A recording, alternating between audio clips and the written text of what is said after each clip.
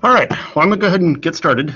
Let me just say a few words where this talk came about, and then I'll turn it over to these guys. So we, I think, have a pretty solid game programming degree here, but one of the frustrations that I hear a lot from first years and second years is that while they kind of enjoy working in Python, Pygame for the sophomores, things like C, C++, they really want to get into game engines sooner. So long term, I think we do probably need to introduce game engines sooner than we currently do, but this is kind of a baby step, a trial run towards that, just to see how freshmen and sophomores react to being introduced to a game engine. So that's kind of where it came about. My juniors, I don't know if they were terribly happy about this, but I teach a real-time game programming class, which is a junior level class, and so I'm making this one of their assignments for the class, just to teach to younger students or to the class itself. I let the students pick which one they wanted to do. So these were the happy volunteers that agreed to do the first trial run of this. They're going to talk about one of the big commercial game engines right now, the Unity game engine. It's kind of, from my perspective, more of a programmer's engine. It's, if you know a little bit of C, C++, or even Python, I think it's easy to make the transition from that to this. Something like Unreal, in my opinion, is a little bit harder, but we do have a talk on that. One of the nice things that Unreal has is you can code visually with a series of nodes. So if you're also interested in that, that'll be 2 weeks from today. We'll have a talk over that. Okay. All right, so that's my 2 cents on the process. I'm going to turn it over to the people that are presenting, and they're going to introduce themselves, and then we'll let them take the floor. Either way, if you want to share Paul's screen, you can show it up here, but if you want to, mine has the camera up here, you can stand up here just to introduce yourself for a second. Yeah, my screen's already shared. You can just work from that. You just work from that spot. I'll introduce myself from the camera just so I can feel special. Hey guys, how's it going? I am technically a senior. My name is Eric Donleen. I am an aspiring level designer, and I took this class, I took real time because it's a really good look at the game engines. So as a future designer, you need to understand the game engines. You want to go next? Yeah. My name is Paul Haas. I'm also in the digital sim and game engineering major.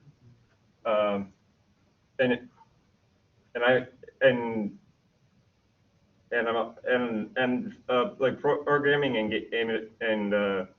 game design has always been one of my passions, and I'm all my apologies. But I also do a lot of lower level programming in my spare time with NES Dev. I want to pick his brain sometime. He's done amazing work. I've seen some of it before he came to school here. Do you have? Yeah. I am Kyle Rising. I'm in the same major as Paul, and I like making games. I used to be a bio major, and then I took a single coding class, and like, no, let's just switch over. Yeah, so that's me. I'm Ronan. I'm also in the digital simulation and game design course. I'm junior level, and my plan is to head out west and get into something with tech out there using this digital simulation degree. Amber, introduce yourself. There we go. Okay, I'm going to read her transcript. Amber's online, so she's going to give her part up here on the screen. Wait, so. actually, I realized I can speak. Okay, You so You don't get away from. I have a voice. I am from the distance. So I'm also a game programming major. I was wondering what I should do with my life, and I was like, when before I came to college, and I was like, wait, I like games, so maybe I could try to learn how to make games. Luckily, I ended up actually liking it because I had no idea if I would. So that's why I'm here now.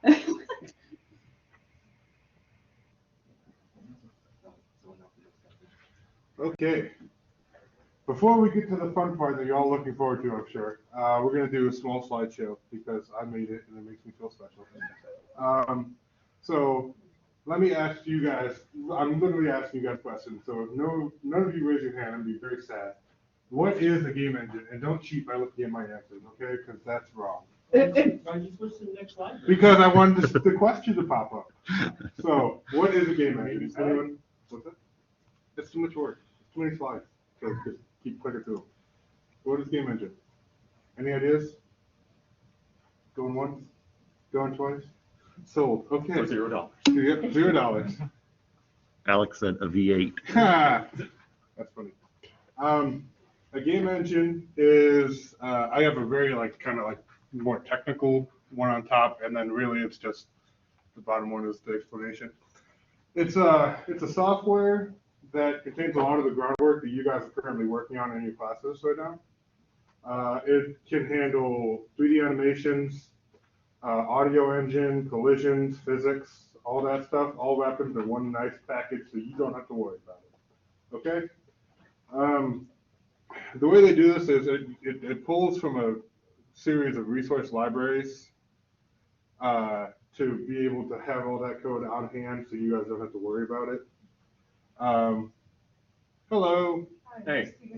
Yeah. Yes, it Come on in, join us. Have a seat. Welcome. Also, I forgot something. If you have some- Oh, yeah. I've got some. You don't want to work on it, you can turn it on, try to- Sure. Thank you. If you want to follow along, that is. Without If you want- cheating. If you want to follow along with. What are the two biggest ones? This one should be, okay. Oh, thank you. I'm so glad you were able to guess that. Whoever talks on them, so I hope you know that. Okay, so next. How are they useful? As I said before, it gets rid of a lot of the groundwork that you guys have to cover. Right now, I'm sure in your classes, you're probably covering how to make a screen and how to get squares and whatnot onto the screen and all that stuff, all that fun, not fun coding. So this, like I said before, it takes everything out of that. So all you have to do is you want a cube, you just drag the cube on. It's as simple as click, drag, release. It's super simple. What are you guys covering in class right now? I'm not a freshman, so I don't know what you guys are covering. The last thing that we finished was defining functions. Defining functions. That's a fun one. It makes life so much easier. Yay. You're defining functions and game loops and all that stuff. You guys done game loops yet? Somebody said something. I just starting up again. Basic Pygame commands. Man, is it that early in the year? It feels like it should be finals already. That's where Skags would be. That's Yeah. true. That is what Skype would be. I think Skype ends on. I think that's true. Hey, Ethan, Hello. what are you doing? Stealing one of the. Stealing one of my ideas. Okay, see you, bud. Bye, Hayden. Yeah, so this will handle your your game loops, will handle all the small stuff that you guys don't have to worry about. So all you have to do is the higher end stuff like incorporating movement, which I don't know if you guys have covered yet. Collisions, all that good stuff. Yeah. So, Done some. guys, games made in Unity. Look at all these famous games. There are a lot of games. Here's some more recent examples. Okay, you've got Genshin Impact, which I'm sure a lot of anime lovers are fans of. Phasmophobia, great for the Halloween season. Fall Guys, it's something, yeah. Subnautica and Subnautica Below Zero were huge. I don't know if you got to play or watch those, but it's a masterpiece. Among Us, that's still popular. Escape from Tarkov, that game is not glitchy at all. Pokemon Go, Slime Rancher, Raft, and GTFO. Oh, another question. Yes. Thumbs up. I don't know if you can see me. Yes. It's a fun game, Tarkov. Next. I'm going through this kind of quickly because I'm sure you guys want to get through and start actually doing something.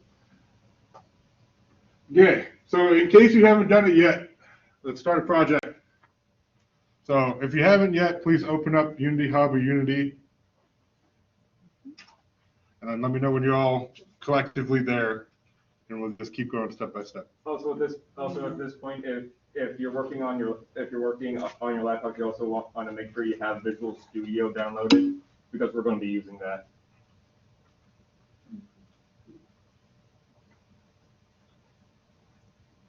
I can't tell if that's to us or to the people in chat.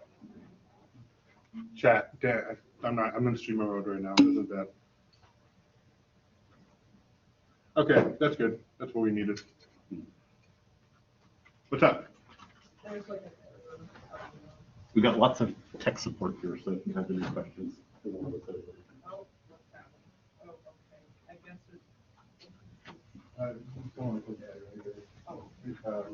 We're step by step here. That's fine.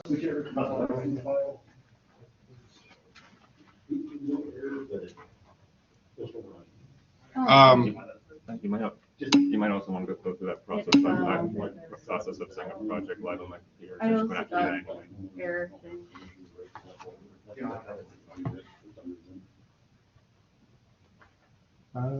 That's okay. Pretty good, yeah. oh, is it good? Yeah, Oh. it's a. Seems like a bug, but I think that's the way that they designed it. Do you have you open that thing? No, that would take for you. We got it over another room. Did. Because I want to more of the same project. Go I back wanted to to- desktop.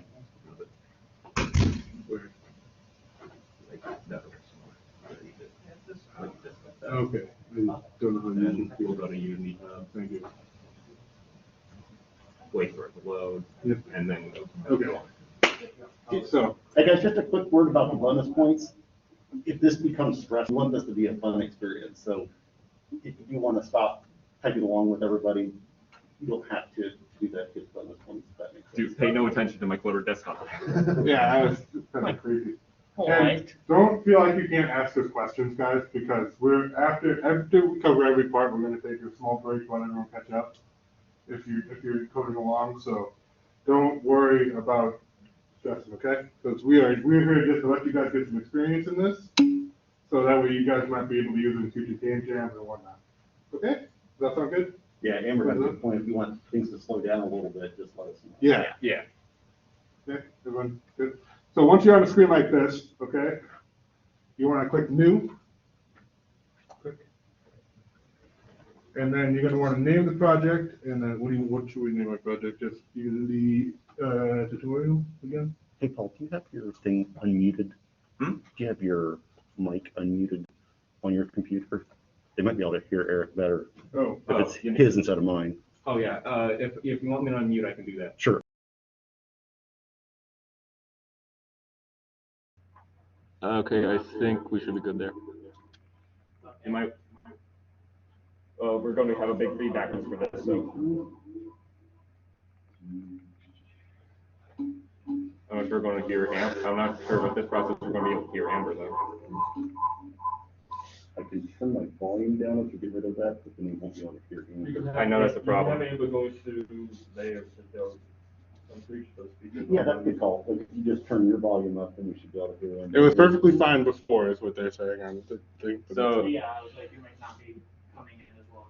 It might just be, or did it just go back to the way it was? Go back, okay. Okay, I was on mute. I'm mute. You know what I mean?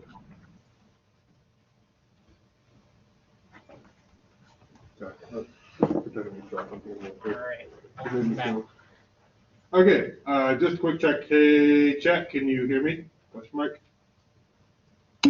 Yep, cool. Okay.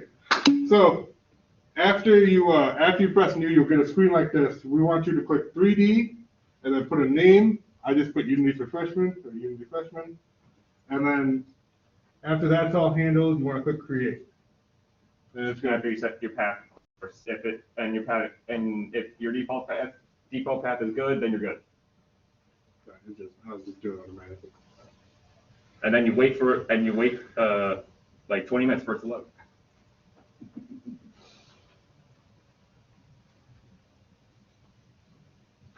It does take a while to load. So in the meantime, let's have a chat. Anyone have any questions so far? Y'all have a good day. How's Friday? Fantastic. Fantastic? That's great. I'm glad. How about the rest of you? I've only heard from the Markiplier fans, which, I mean, I'm not hating on it. I love Markiplier. So. How about the rest of you? Y'all having a good Friday? Yep. now? Yeah. I like just woke up. Yeah, just start. Today is amazing. I'm glad you guys are, we have 1, 2, 3, 4, 5, 6, 7, 8, 9, 10, 11, 12, 13 people in the room, but 5 of those are teaching. 15 in senior project, they're watching on the big screen. No, they're not. Yeah, they are. Oh, God.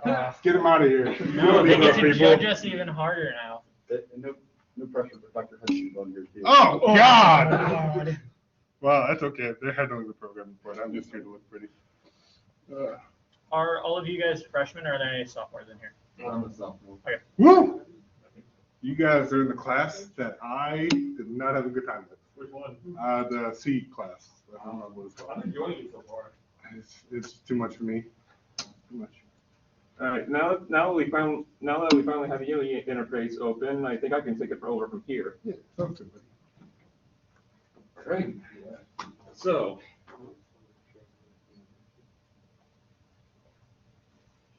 Now that we have this interface open, we're going to just quickly go over all the really important things, things about the UI.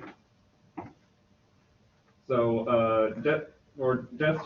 so as you can see, your default project, you already have 2 objects set up here. You have the camera, you have your in-camera object and the directional light for your lighting system.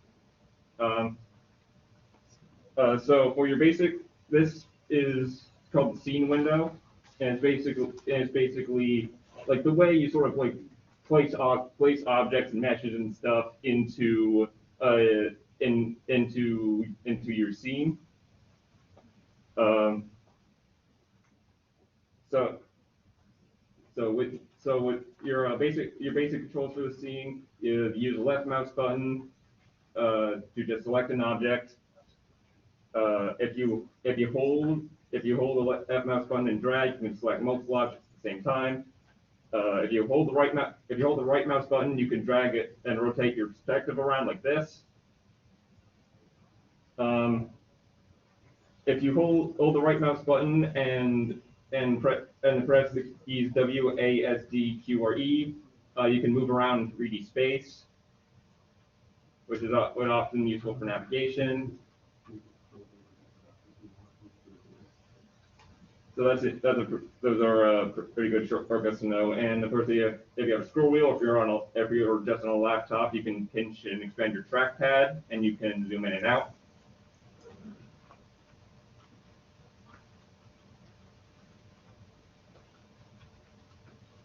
Okay, so there's also. Oh yeah, Amber. They're pretty useful for getting around the scene. Again, you have to hold right click to be able to do this. And also another neat shortcut. If you just select an object and hit F, it'll focus on that object. Okay, so am I going too fast for anybody? Okay.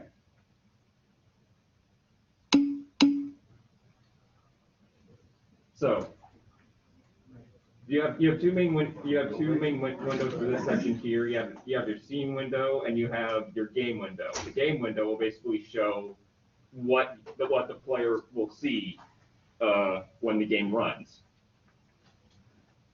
So this is what the camera sees. As you can see, it sees a whole lot of nothing because we don't have anything there. At least not yet. And of course, and over here you have a few other things here. Good. Yeah. Actually, we won't get.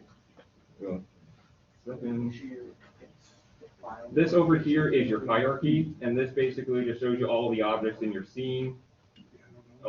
Again, we only have 2 objects right now: camera and directional lights.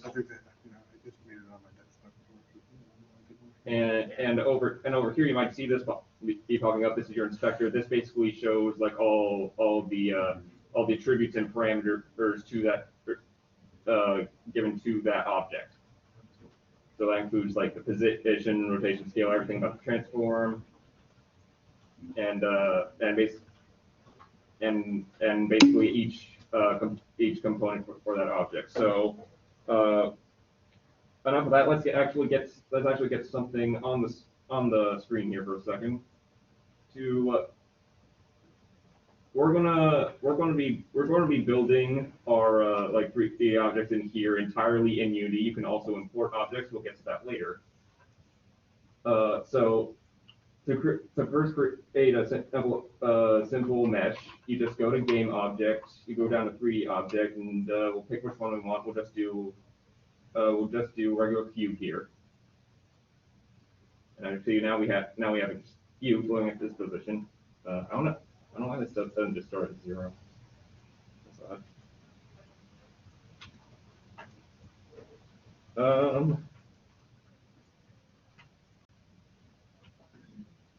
Okay, so basically, to manipulate like each object in the scene, you have a bunch of tools up here. You have the hand tool, which just basically use left click to drag around the scene. That one isn't often that important for us. We have the move tool, which will allow you to move this object in 3D space. Plus is also in. And so you also, if you just want to go smoothly along one axis, you can just pick the arrows to just move along each axis. You can also just type in numbers here. Let's just set this at the origin at 0. So that's the grab tool. We also have the rotate tool, which allows you to rotate this object in all 3 axes.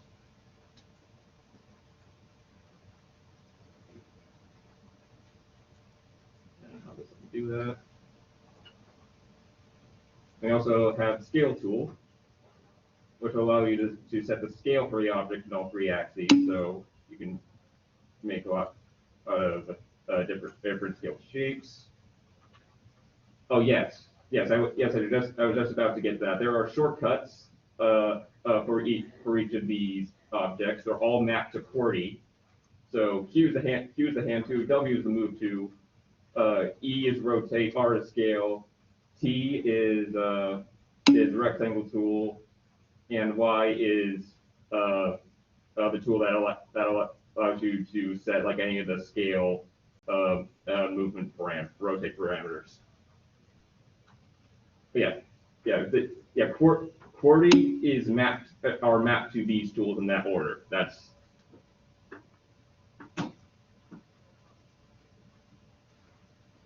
Am I losing anybody yet? All right then.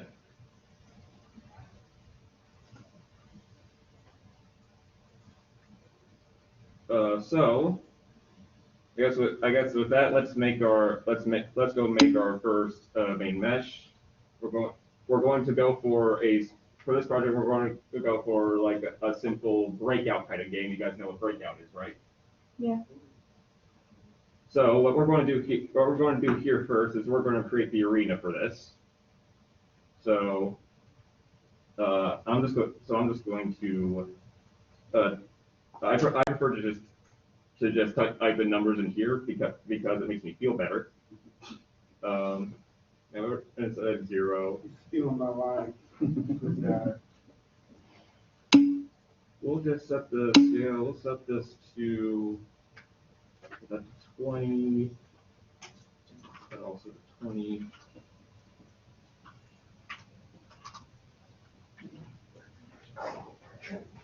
That is 30. You need to look at that. Yeah, exactly. It's also a lot more precise, especially if you're just dealing with integers. And also, we're going to create a few other cubes for the walls here. Well, we're going to make them a lot more rectangular. That's the origin back.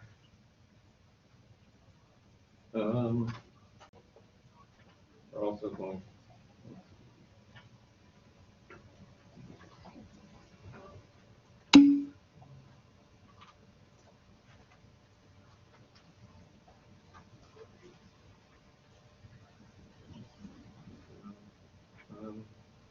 Might also be a good idea. Where is the camera actually?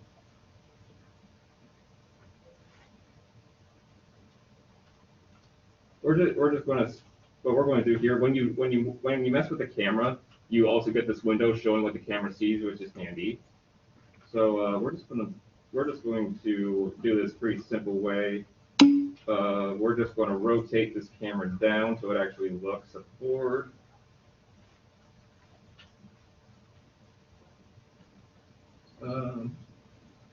That should be good. And we'll just set this up this way. We'll just move this the other way.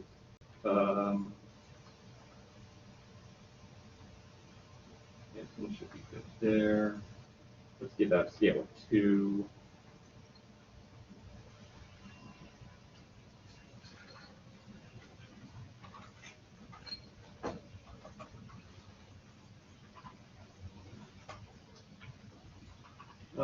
Now let's get that scale of 3. Now what we can do here. We also should start. We also in here we can start naming these. So we'll just call this. We'll just call this arena floor right now. We'll call this wall top. And what we can do here, if we right click on the object in the hierarchy, we can duplicate this object. There's a duplicate there. I can just drag this out, and we'll set its parameters. And we're going to repurpose these to be the other walls. That. Then we're going to give a rotation of 90 degrees. We'll set this to -10.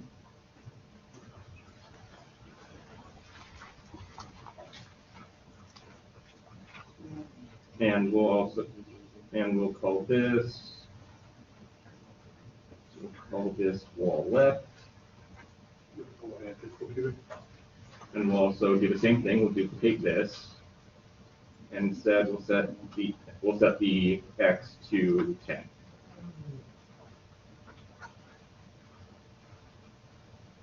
These are all the same. Yes, they are. We'll call this, and we'll call this wall right.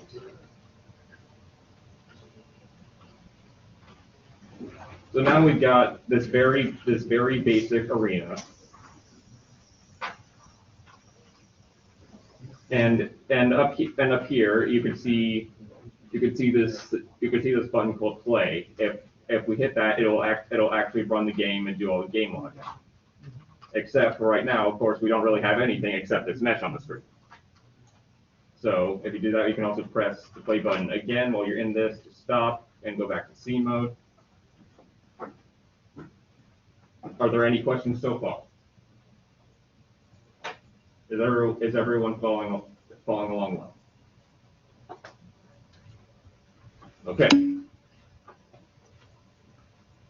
So I think now would be a good opportunity to talk about materials because right now any default object any default mesh that you're going to create in Unity is just going to have this like very white textureless texture, a very default skin, as it were.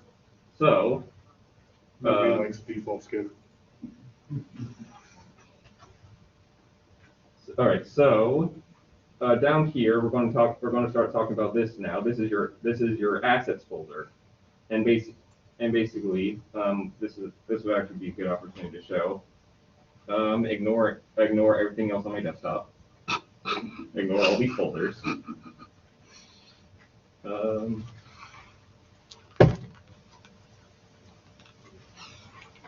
Oh, we did. Where did you save this to? Oof, I don't know. I just followed the default thing. Sorry. Okay, hold on a second. You can right click in the asset browser, and it'll take you to it. Yeah. Oh, you got in here? Yeah, it should be showing a folder somewhere up at the top. Okay, it's in the Git repository. Oh, perfect. Okay, well, that's fine. So basically in your Unity project, and that's why you always double check your path before you. Hey, man, I'm sorry. I thought you had. It's all right. So basically when you open up your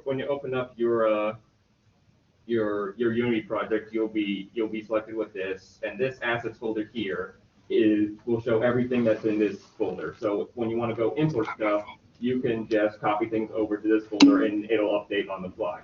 That is something that is a little trickier to do with Unreal, which loses a few points for me. But this is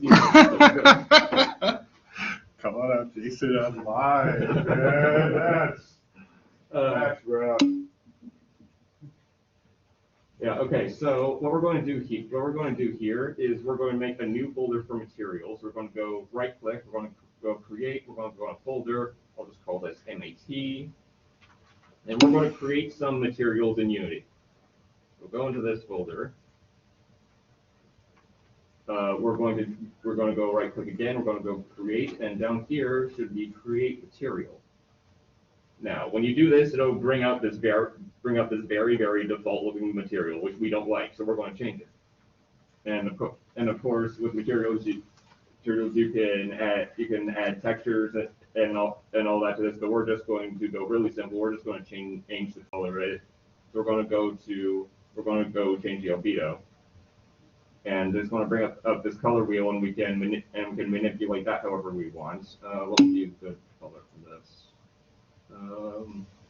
I think more of a dark. Something broke on me.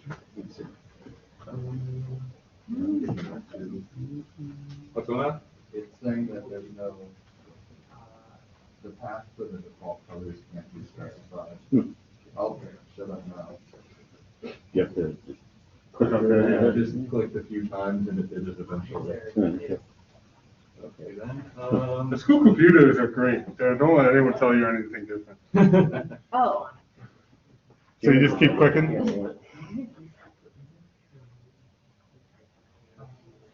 Anyway.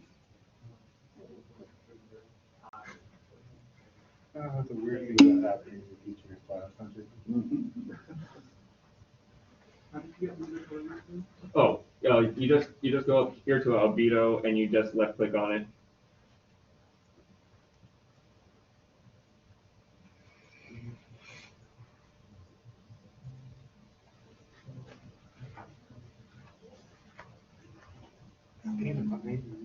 Material for like the walls. Yeah. What we're going to do is we're going to coat this arena in our own custom material. It's a very Dip it in a paint bucket. Exactly. So, is everyone else good so far? Okay, and you can also change a few other parameters. We can also change the metallicity of this, smoothness. We can make this super shiny.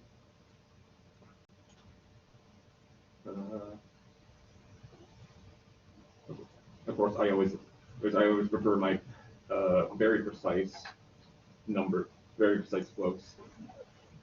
So, and we're also going to go ahead and rename this. So right click, rename. We're just going to call this arena mat. And now we have this material, and the way really the way you sort of coat these objects with your material is you just take it from your assets folder and you apply it to these objects. Drag and drop. So like everything. Very helpful. Yeah, that's one of the very nice things about Unity.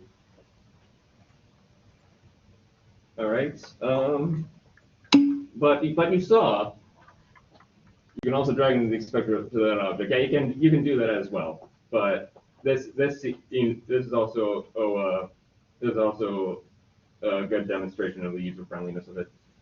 But you saw that we had to pick everything for each object individually because as right now, all these are completely separate objects.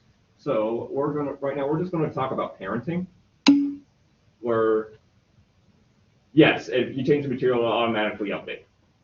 We're going to talk about parenting, where basically we want to make these three objects children of this one central object, and the way you do that is very easy. You just go to hierarchy, and you just drag the child onto the parent, and suddenly now this is parented. So now these move together when the parent is selected. And we want to do that for roll left, we want to do that for roll right. And now everything moves as one. And to go one step further, we're just going to briefly discuss what prefabs are.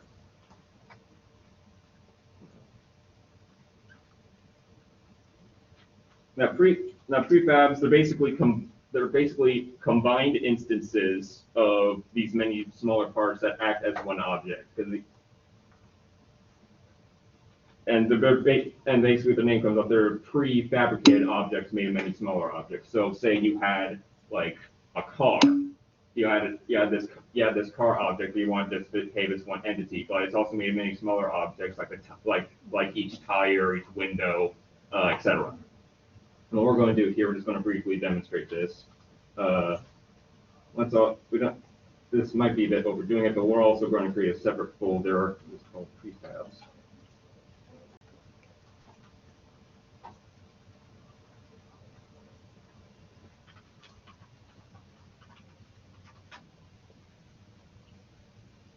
Basically, yeah, you can apply multiple changes at once to that. Basically, just wondering. Yes, we're creating a bunch of folders because we want to be super organized and that stuff. You don't need to, it's just helpful later, especially when you're working on a big project.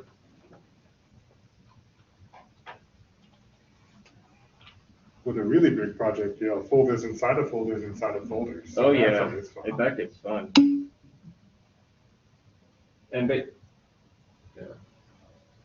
So basically, let's just open this, and we're going to take this, and we're going to. I did this before.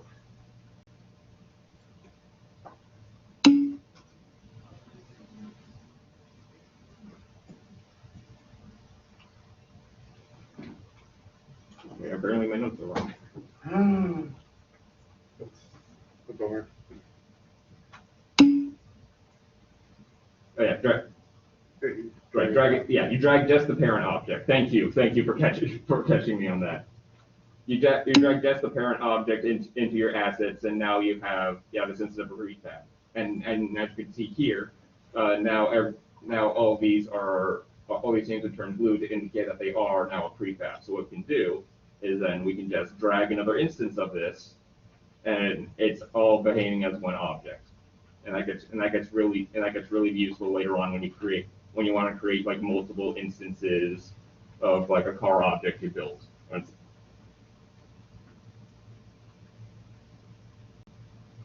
And if you want to disassemble all this, you just right click the parent, you go to prefab, and you go to unpack completely.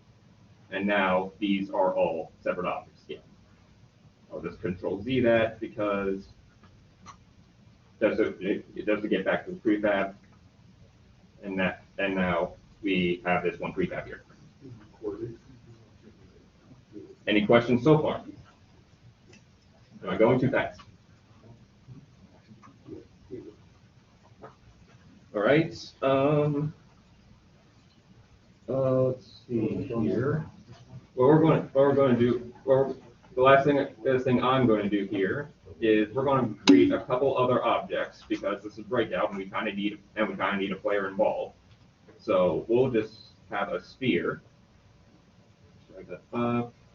Get this centered back.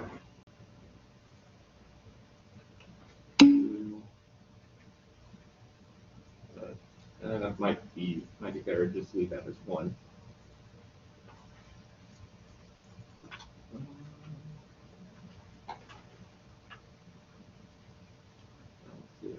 now.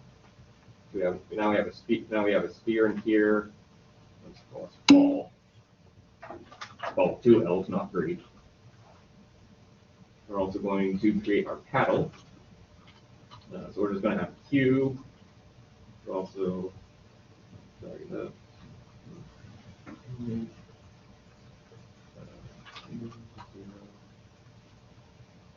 write this back. We're going to want to make our width of this half of that. So scale and Z, we're going to make that 0.5. Our X, we'll make that. We're gonna. And we'll be generous, so we'll make it 4.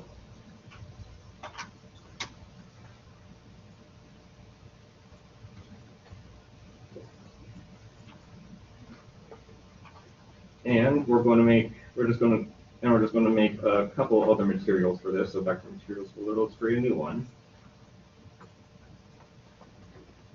Material. What would be a good color for this?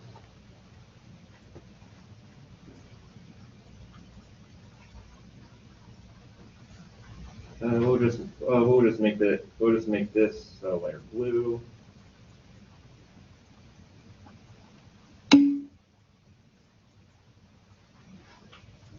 Just the folder has way too much in it. Yeah, I know that feeling. We'll make the metallicness and the smoothness some random number. I don't really care. We'll rename this to.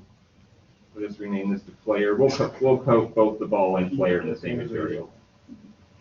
And this. So we'll just drag that onto the player. And we'll just drag that onto the ball. And so now if we run this, now we have the scene with our ball and paddle, but obviously nothing moves yet because we haven't set up anything for that. And for our next section, I'll let the next person I'll let you take over. And we're going to finally be talking about scripting.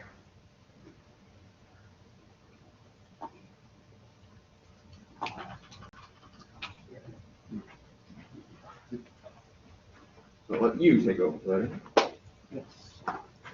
Wait.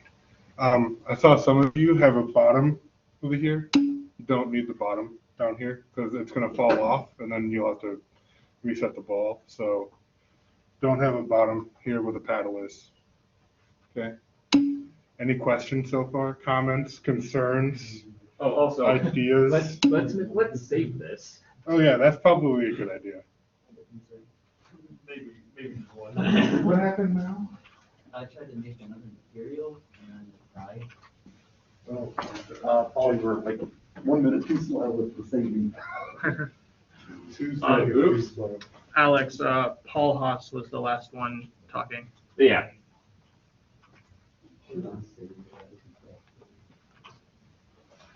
Yeah, I had a weird thing happen in the middle. Nobody cares who I am. You're not important. I'm just a nobody, like my gamer tag. It is actually nobody, which is funny. So one thing that is not really relevant to this, but just for you guys to know, is the way you move around in the editor is going to be the exact same as how you do it in Maya. When you get to 3D digital art class, you have to take. So that makes knowing this is going to make that a lot easier because that was a headache to learn. I'm not going to lie to you. I'm just not going to do these faces. Maybe that's just me.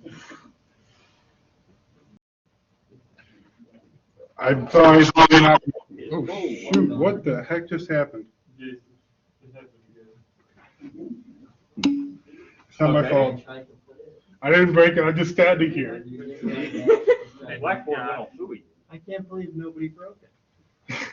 You're not funny. You're not funny, kid. Oh, I Okay. If you're talking about the Maya thing, I didn't see your thing. I was kind of helping people, so I'm sorry. I'm not able to pay attention to the chat all the time. That's probably It's exactly like when I'm streaming. I feel attacked now because I don't pay attention to chat when I'm streaming. Oh, And you it's such a- monster. well, it's because I play competitive games, so I just get into the zone. And Chat's you your can't- lifeblood. I know. And that's why I don't have any viewers.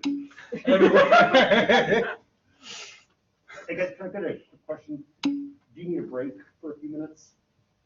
We can take a break for a few minutes. Everyone can get some air. I was gonna say I can do this all day. Yeah, if anyone isn't where we are right now, just raise your hand and we'll come around. That would be a good time for a bathroom break. Yeah, bathroom break. I'm gonna go grab a soda. Okay. Anyone else want a soda? No. Jason, do you want soda? Coffee? We're right to the coffee shop. Yeah, water? not like Do you guys this. want coffee? Can I just get a water? Yeah, water. Do you want it? I'm good. Kyle? Water You would be good? nice. What's her name?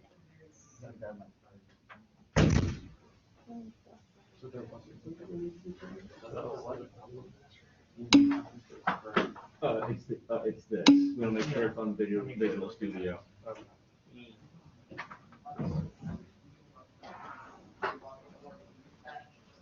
And once everyone gets that, I will quickly hit the restroom.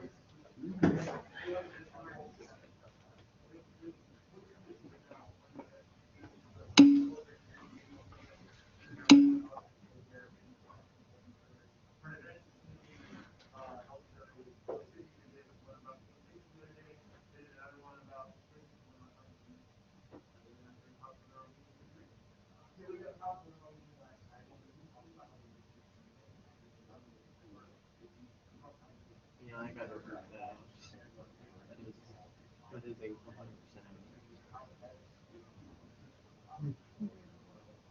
But that one, keep right.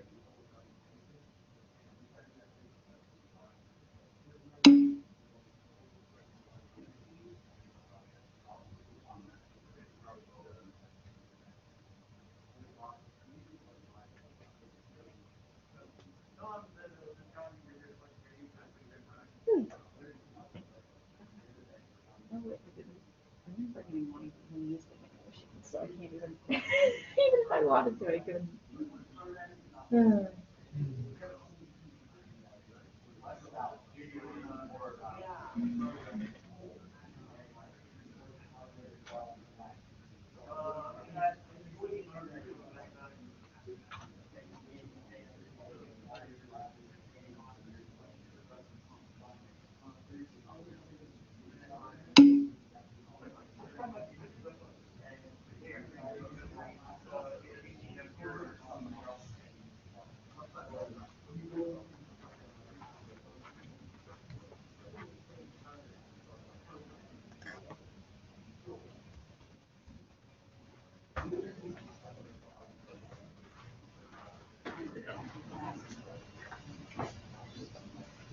What a smiley face. So genuine. Can't believe Jason would do that. Smile. I know.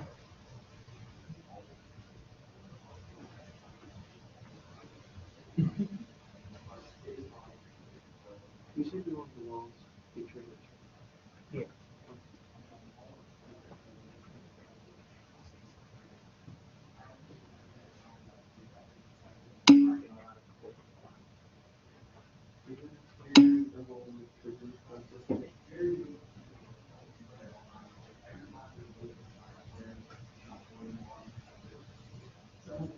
Well, Alex, it's cloudy. It's very weathery, Alex, don't worry. It's very weather. There is light outside.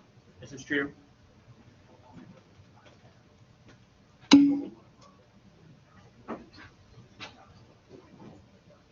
You would not believe how much. There's a laptop. Yeah. It's doing some things. It's weird, some laptops when they do power saving mode, like all the DirectX stuff shuts down and switches out like that. Oh, thanks. I've never seen anything Yeah. I should have brought one of myself.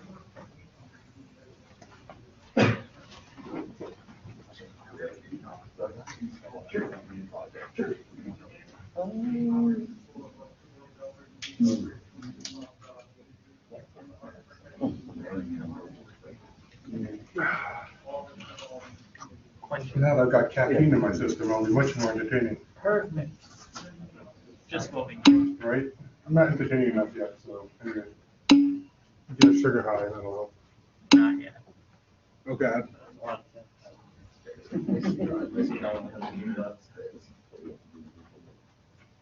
It's actually not doctor or professor, it's God. It is God, yes. God, That's a mistake, Alex. It's okay. You'll be forgiven this one. Duly noted. Good.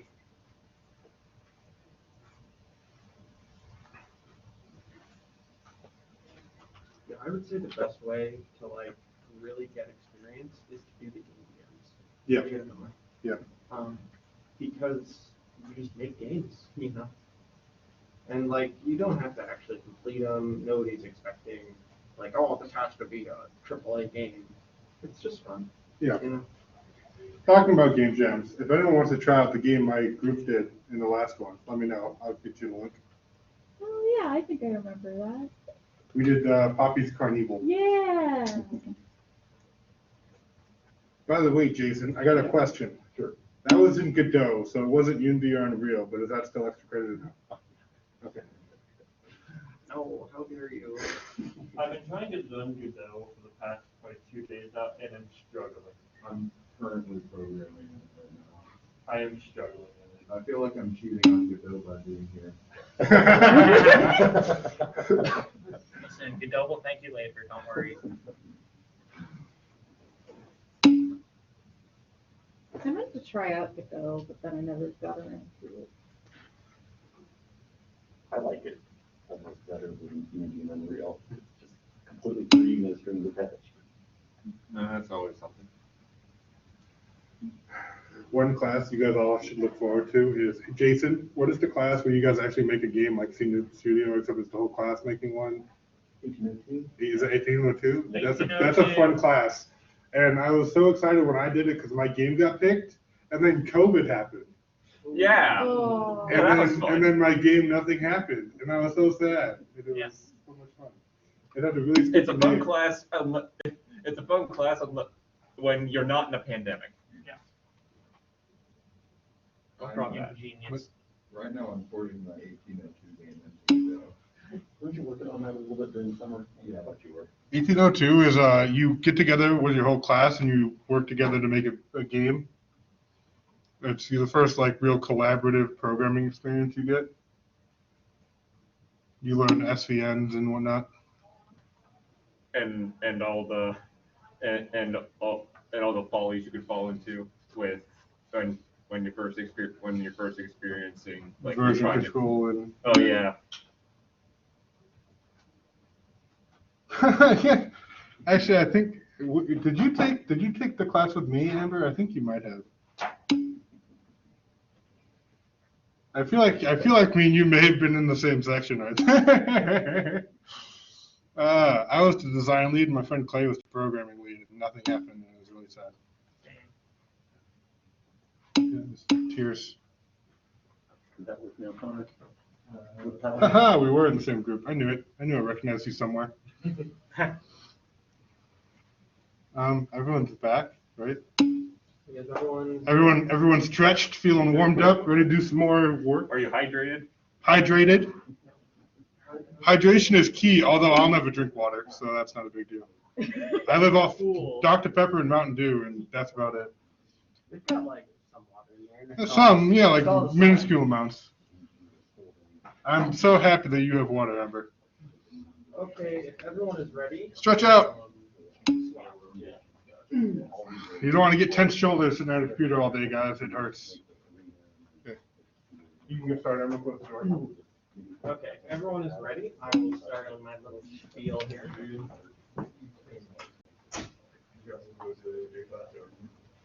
So what I would like to talk about is scripting. This is the main way that you get things like the player to move. This is how you get bullets to shoot.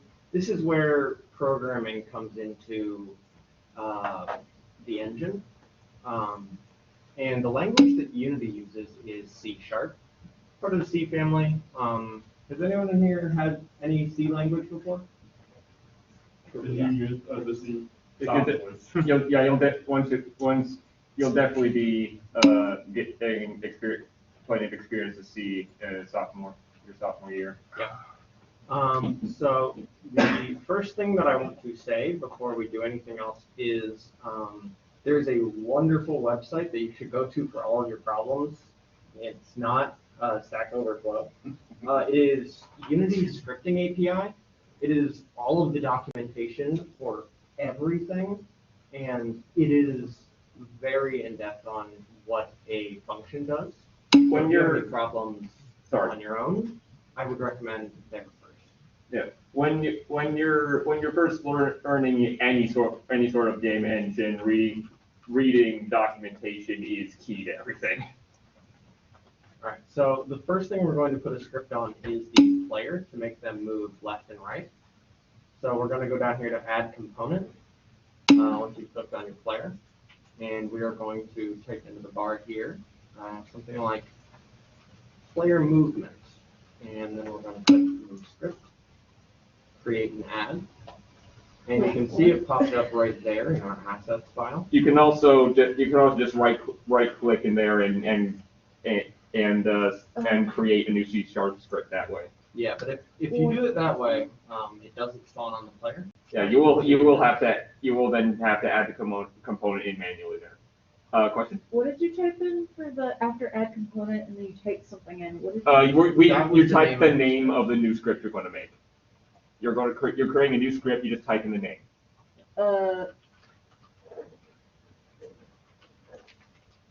If you just want to add a new script, at that add component button, it will always be on the bottom there, It's weird how it works. no matter what you type in.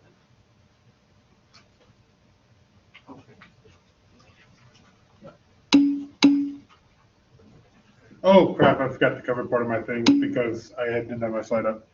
All of you should have gone to edit, and this is my bad, and go to preferences. Also make sure you have Visual Studio that downloaded first. If The it's school not already on computer the computer. should, so. If you're on a school computer, you should be fine. External tools, And up here, you want to have Visual Studio Community 2019. yes.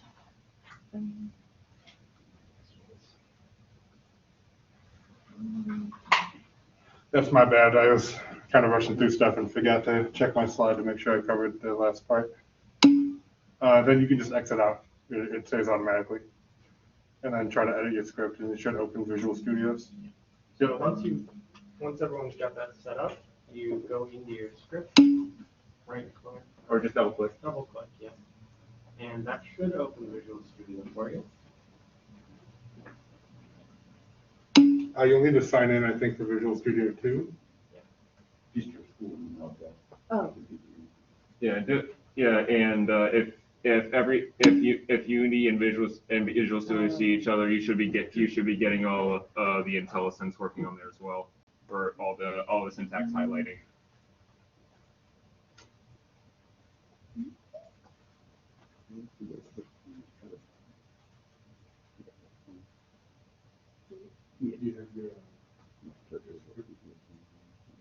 Oh, so it did pass it. It was weird.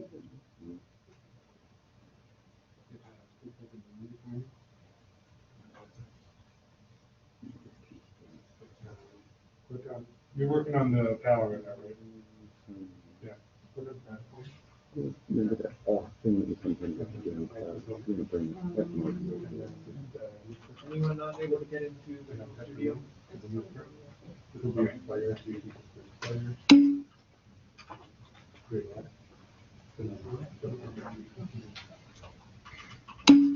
Yeah, Visual Studio is a hefty one to load, depending on your setup. Yeah, no, I get you. For my personal stuff, I personally stick with VS Code because it's a lot more lightweight than Visual Studio. I remember which version of my email do I use? Just like. Oh yeah, you'll be getting into job. First time it's been always taking So you will be using Visual Studio.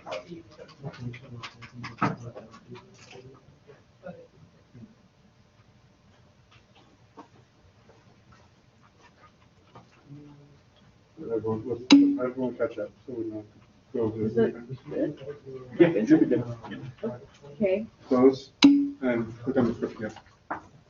Oh, the You can get right there. Click it. There you go. Perfect. Hey, okay. You know where the project references are on that?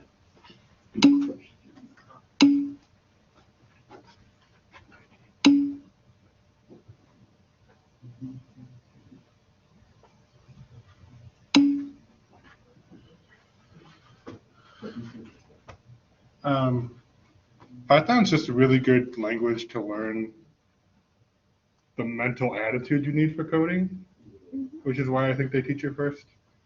They do go really in depth, but like if you're ever going to be making an engine, you're going to need to know how to do all that stuff. This is answering the chat. So that's one of the reasons they make you learn it. What's in the chat? Up here, he's like, Python's kind of weird. It seems kind of excessive for like when you get to this, because you don't need a lot of that base stuff you learned. I've never gelled well with Python personally. Better than Iron. I agree. I'd rather use PyCharm than the idle thing. You guys are good. I'm also the weird one who usually just use Notepad++ for organizing everything.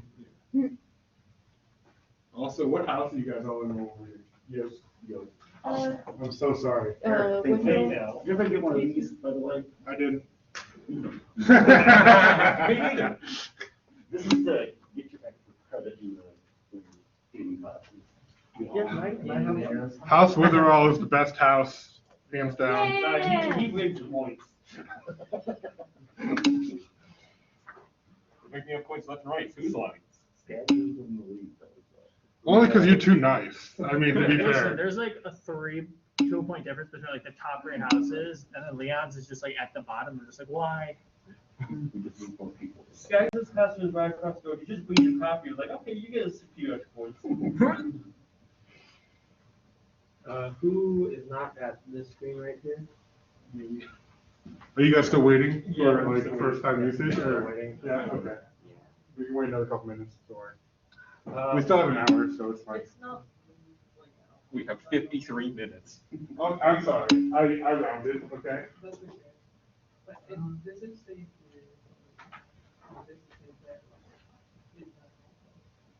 It might be frozen. Jason, hey, how's it We going? could also just have them open it up and something besides the just give you a preview.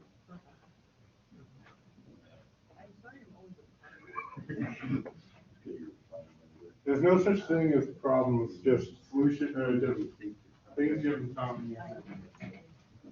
Does your Visual Studio look like it's updating like properly? It just says waiting for first time usage and going in a circle, right? Okay. There's more the dots going across the screen. But Okay, sorry. Okay, so back in Unity, if you want to go and right click on the script and do show and explorer at near the top thing. And then just do edit with Notepad++ or edit with Notepad. I have Notepad. That's just because I have Notepad++ on mine. If you don't need to show it, you can just do it in any editor you want.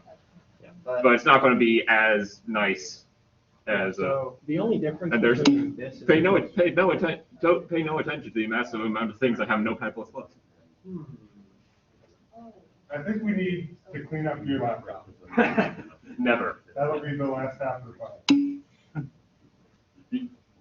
You don't know how much stuff I actually use on that laptop. I don't, and that's kind of worrying with how cluttered your desktop is. Yeah. I've got folders inside of folders in my desktop. So I don't. You do not want to see my VS Code situation then. Okay, if everyone is at the point where they can see this screen, let me give a little explain. These are similar to your Python imports up here you're using. This is the class called player movement or whatever you happen to name it. If you How do you do control scroll wheel up? Just they might have trouble seeing that. Can I also bring this up? If you ever decide to rename your scripts for whatever reason, you have to make sure the actual class name like Claire doing up there, if you change, you have to make sure they both are the same, or else bad things happen. So first off, let's declare a few variables up here outside of any function, just in the class. We're going to do public float speed and public rigid body RB. And now we're going to go back into Unity. Don't you need to save it first? I did. Oh, you did? And if you click back onto your player, you'll notice that under your script, you now have these two new boxes here. So for the speed, you can just set that at 5, 10, 3000. Any number matters for now. You can also just directly set it in the script itself. You hit control S, the same. Is anyone not seeing the boxes? Oh. Okay, So so up here. above everything, or in the class, but above the other stuff. Yeah, you're right. The voice stuff.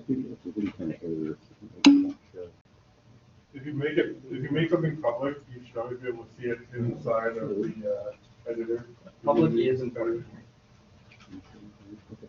If you do a if you use like a protected or a private scope, it'll only be visible to the script itself. Yeah. So basically, when you're doing public variables, you want them to be like something that maybe level designer or something or whatever might change. You want something that can be changed in the front end Yeah. of Unity. The rigid Are body you does good? Okay, I saw you do that. Making sure me. I want all of us to have a great experience, technical difficulties and all. So back into Unity. Do you like that? Now that if everyone is seeing these two boxes here correctly, then go back into add component and look for body. Not 2D, you want just the regular rigid body. So, I don't think people are seeing the two boxes. Yeah. And then it reloads automatically. And then Make sure you're saving in Visual Studio or your editor before you leave. I did. Why is it a different object selected? Over here. And this is forward. Just click off and click back on the football.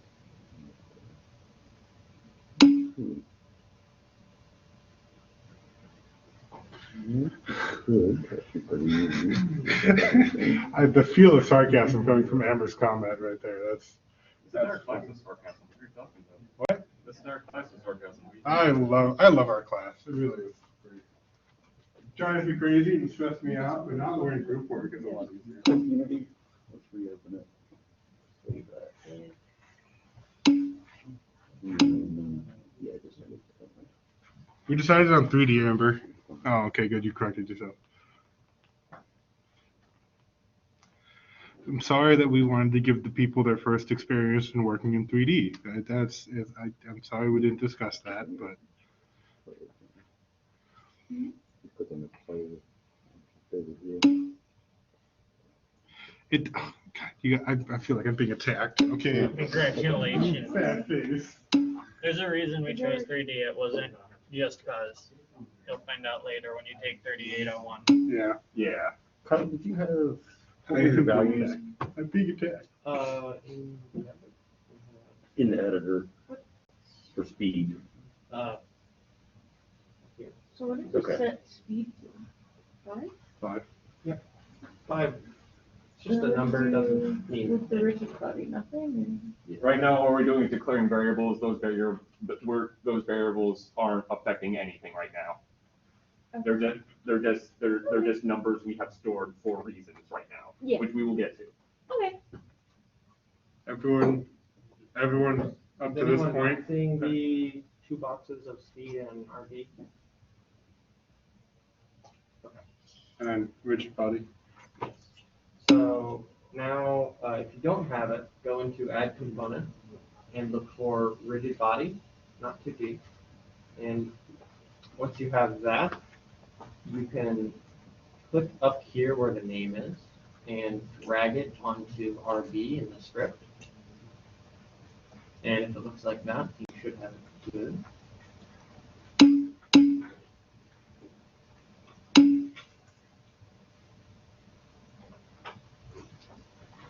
All right, now, so basically what that did is you tell it, here is the RB that you can now manipulate.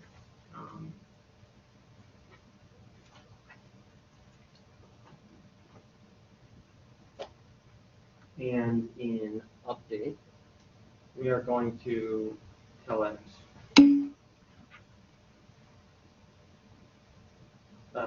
what we want to do is if you input A or D, then your paddle will move left or right. So we're going to put in an if check for if input dot get axis. Sorry, Jason. And now we're going to give it the name of the axis, which is horizontal. And these are all set in the Unity project settings. Yes. You might want to show that.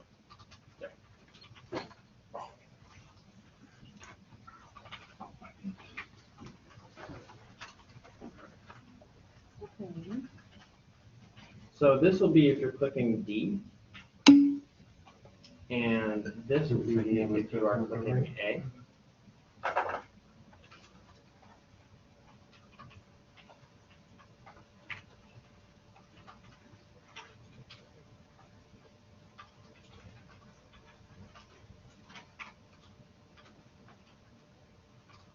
And now we're going to do the actual moves, which is using our rigid body. We're going to do a dot add force.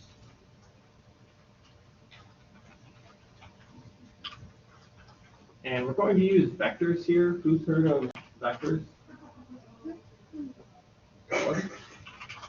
Vectors have a very unique use in math. But for our purposes, they hold positional data like floats, and we're going to make a vec3 of our speed, 0 and 0. And what that will do is it will move us our speed in the x direction. If we put our speed in here, it would also move us directly up because that is the y position. So that would change our y. In the default coordinate system for Unity, y is up, and z and x, like z and x are perpendicular to each other. So it can get a little odd to get used to at first, especially when compared to Unreal.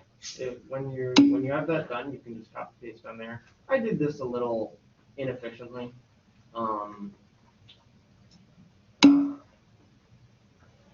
Because you can use input.getAxis times speed, but this does work. And it's a lot more visually telling of what it is. If your input axis is 1, then move here.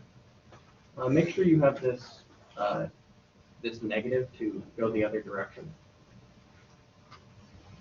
And I'm sure all of you are aware of delta time and that usage to make things run at a specific frame rate. So we're going to do time t.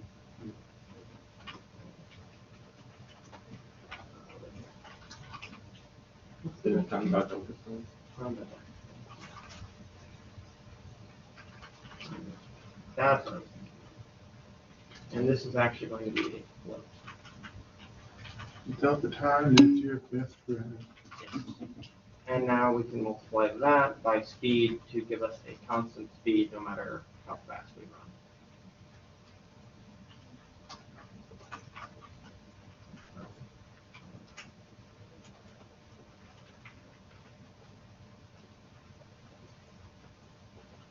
So that will give us our basic move. Now, when you're done with that, go back into the editor. And save for. Yes. And make sure you save whenever you're done with things. Also, don't get to every project, every couple. Yeah, well, yeah, at this point, we haven't really messed with the project itself too much, but yeah. Just, like when you're working on something bigger, it's just, like, at least Unreal has an autosave feature. Yeah. And because of how this game works, we don't want to mess with gravity here because that'll just kind of screw with the math. It's also why we set this up in this orientation to make it easier for that. Yeah, so rigid body, you're going to turn off gravity right here. And if we play this right, we should be able to. The speed right now is 5, but if you hold a D or an A key, you can see it slowly starts to move. We're gonna make that a lot So faster. obviously, yeah, the speed does need to go up. I'm not moving at all. Double check the way input Unity adds up its input axes. It should be edit project preferences, project settings. Input manager. And everyone just go into here, which was edit project settings, input manager, and just check what your horizontal is. Yeah, these are where the names come from for get access. So,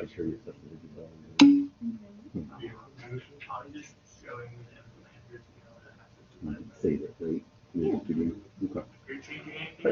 Too big a number. You want Just to showing get what it is. yeah, and just like double checking for everyone else as well. What does it Let me see what. Make sure in some way that you have A and D. Yeah, sorry. I feel like you're doing. I'm gonna edit them.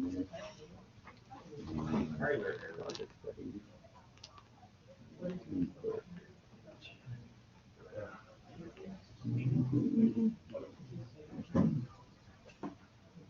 This one's horizontal.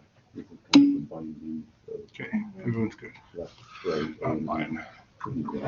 If one of these is semi-volunteer with all the languages, you need to end all like statements with Yeah, semi. I'm gonna do a few,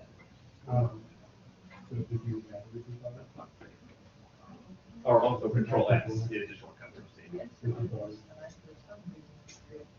And I think you should be good there. There we go.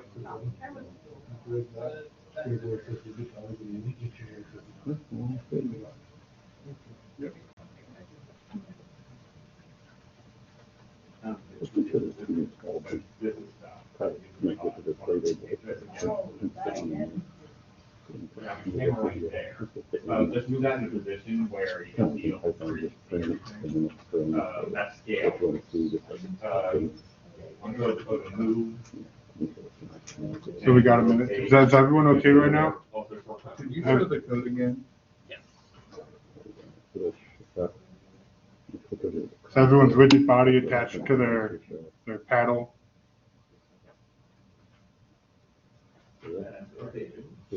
No, just my part, Amber. Just my part was gonna be too short because it looked like they were getting bored, so I just kind of rushed it.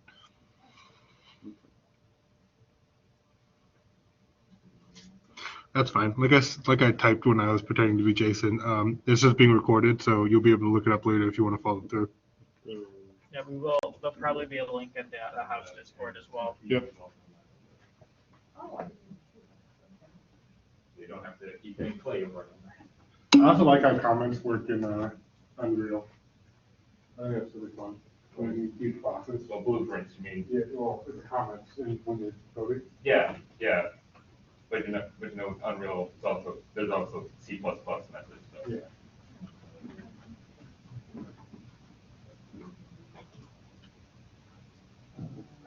We'll get one of these to see if there's anything. Just, everything looks right script-wise, but nothing's moving, and it's also not currently getting into her update function. We don't see a print statement.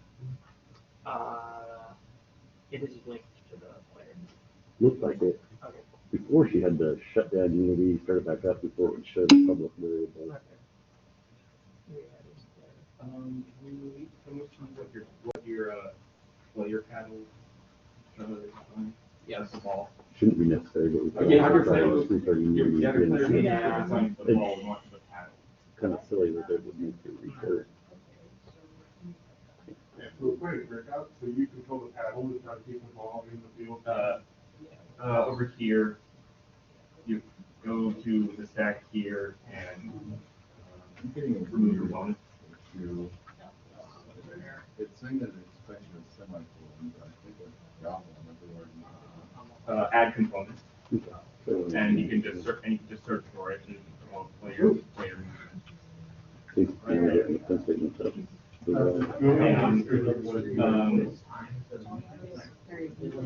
Yeah, You're also going to need your rigid it's slow, body but I think he's off the gonna fix that on his too. That's why I tried to press yellow. Mhm. paddle. Just try to turn stuff there. Check out project settings, see if we can. Yeah, that's true. Yeah, that's true. Yeah, that's true. So you just I think you. You might- We may do it all. Yeah, your arena's not going to need the virgin body, or at least the arena, or at least not right now. Yeah. Okay. So, we're trying to change the speed. About to do that. Change it from 5 to 50. Just make sure that your ball is clean.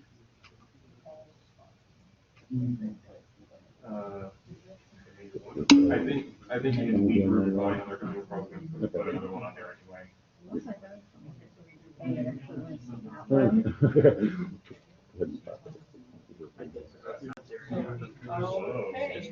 Oh, with gravity. You want to turn it off. You want to turn gravity off. Use gravity there. And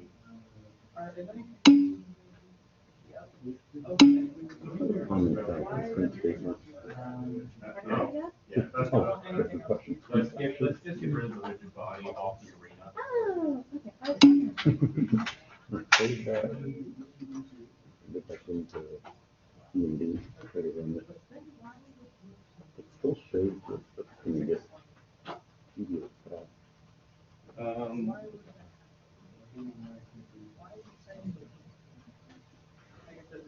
It's called.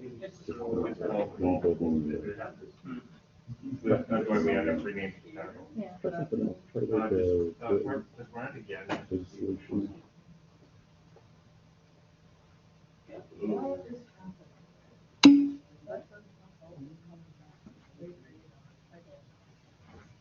Sure, yeah. Can we look at your player movement script again?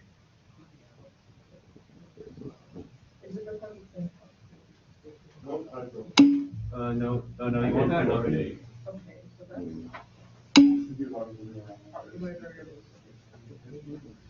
Yes. And it's odd that Elijah isn't Yeah, doing it's- it, but he's also in the station That too. is going against the wall. That's weird. It is. Why is it doing that? That would be a tedious way to develop, you have to like make a change, Yeah. shut down the editor. Huh. I'm sure it's not Unity, it's just something with the local install. Yeah. Could be where your station project too. Try to right click on the explorer.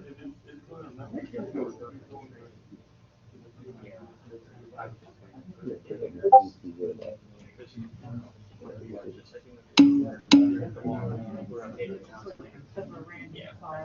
That was the next. Okay, cool. I might leave the kill box for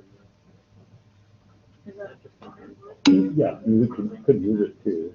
You know, get a system to try to shut down Unity and do this video. Oh, Yeah, they can save it.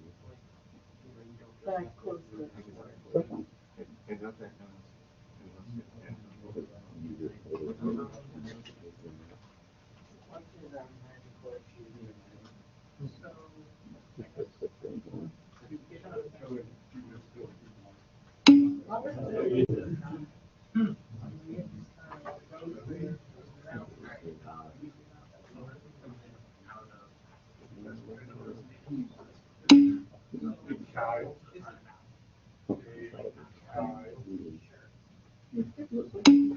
There you go. Let's go double check how your default beauty thing works. Just cut and paste that. Edit project settings down the For bottom. the browser. Oh. Click over here somewhere. Actually,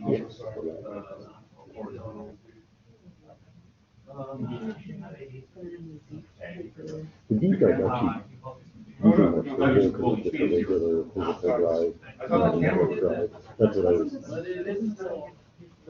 Either else, so when you're done, you'll need to move it back to your game. I was just gonna see if it made a difference.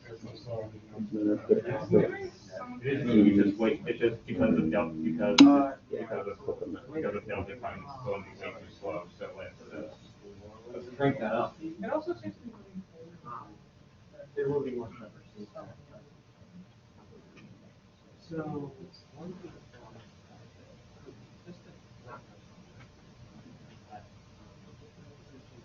Yeah, it's really. Okay, let's look at our script again. Because also your orientation of the paddle might also have something to do with that. Oh, okay, it's right. So you're gonna, Yeah. so when you move it down the X direction, it's gonna be the principal. So we want, Yeah. so in our script, we can just change that to a different X. Kind of hold it, like it's really, he's having one for those, so it's like, you're gonna go to merge that, you have to put that thing.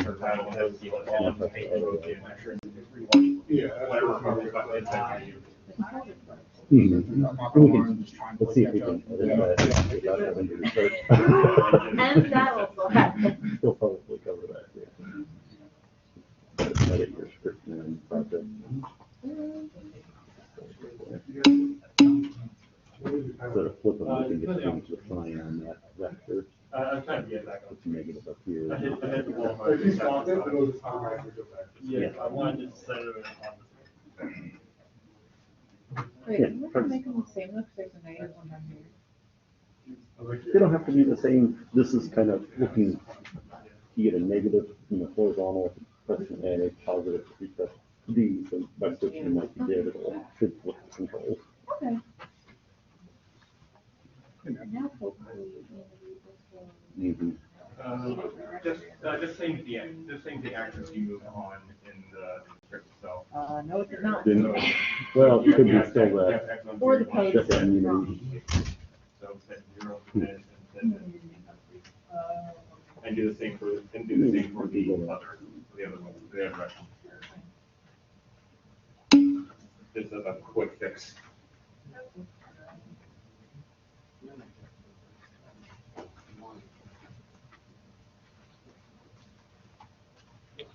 You might go long, Jason. Well, or we could just, don't want to cut out anybody's part, but if we wanted to stop it too. Then I think collision's really the last big thing, and then we're gonna cover UI. yeah, let's see what happens. I assume that, because that was Andrew's part. Is anyone still having problems? Yeah. We're working on Jana's. Okay, yeah. That's, are you okay if I move on?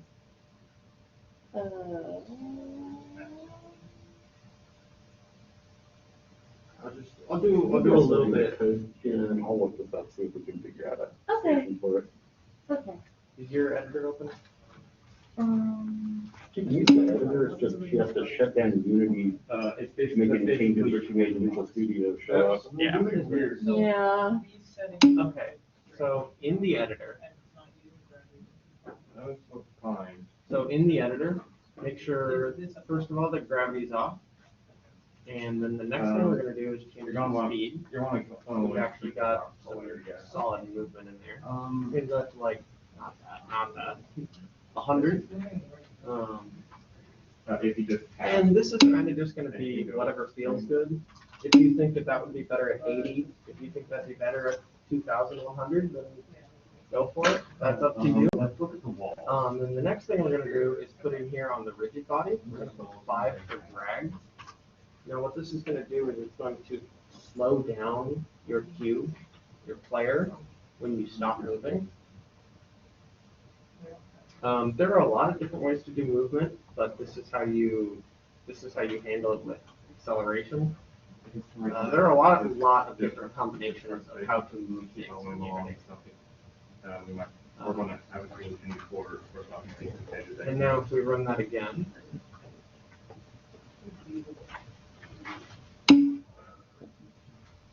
we have not enough speed on that bad boy. So you could also turn the drag down a little bit. Yeah, either one works.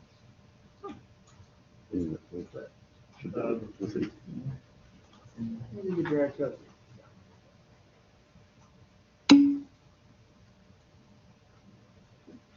Not putting drag on it will absolutely it will fly on. I honestly like watching you slide around. This is a funny person right here. Yeah.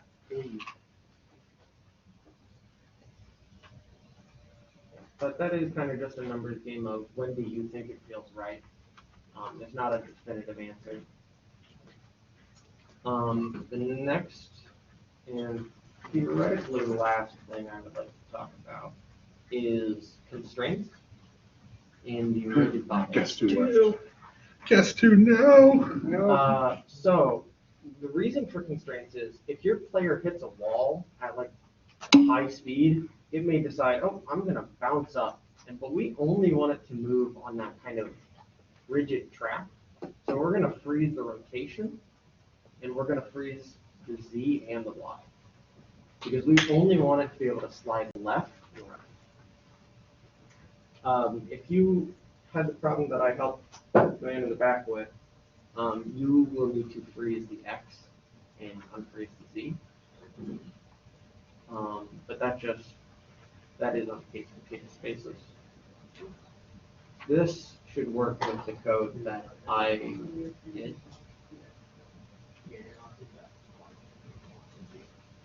Let's see you cause an accident.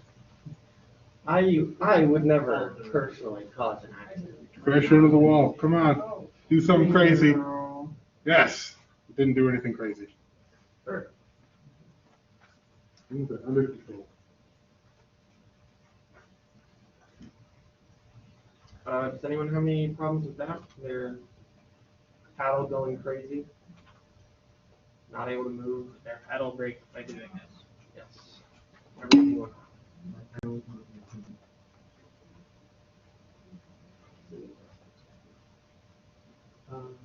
Alright, so everything's good for me. was it moving before you did the constraints?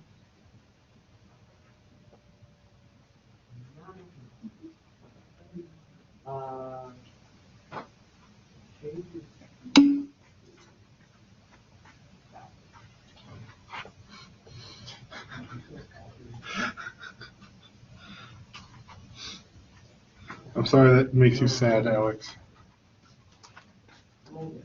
Here, I was worried we'd have to add some extra stuff like this. And now we're not have enough time to cover UI, so. Or we're just gonna have to fast forward for everything. Yeah, we're going to have to fast forward through quizzes if you want. Because we only have one, like 15 minutes. No, 20 minutes left.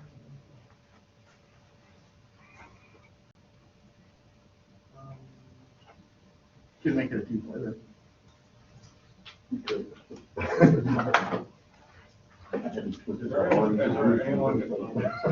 mean, at this point, we already have everything to go forward with. Is this classroom gonna be occupied after two? I don't think so. Some people will probably have to leave. I've got a meeting at 2. Maybe I just want to figure out what we do. Just trust that we finished. Yeah, you got all your points for getting the 2. That's all the way good. This actually right here, this base, without making the bricks, was the idea I had to teach them. Because you just, the ball hit the paddle and bounce off randomly. Yeah, those bounce are off original ideas randomly. too. So, and then, we're like, maybe we should do, breakout, because it's just like an extra step. We could just default to our original idea if it takes too long. I don't think we'll have time to implement the bricks. Yeah, I was gonna say, I'll just skip that. Yeah, we'll just, Yeah. we'll just have a counter each time the ball's out. That's probably the best way to go. Each time it hits the paddle? Hmm? Each time it hits the paddle? Yeah, Cool. or we could do a timer to see how long you keep it up, one of those two things. Whichever is easier. So is Amber next or you next? I'm next. He's to next to collisions, collisions and Amber's doing UI. Like score and UI and things. But I'm gonna try and like rush through collisions, so we'll see how it goes. Okay. Like, don't like, Don't like panic rush, just don't like- necessarily worry if you can't exactly follow along, we're just throwing a Yeah.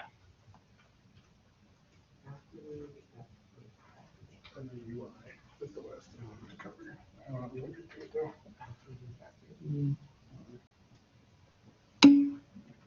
I'm making a list of what we covered, so I'm trying to make sure we stay on track.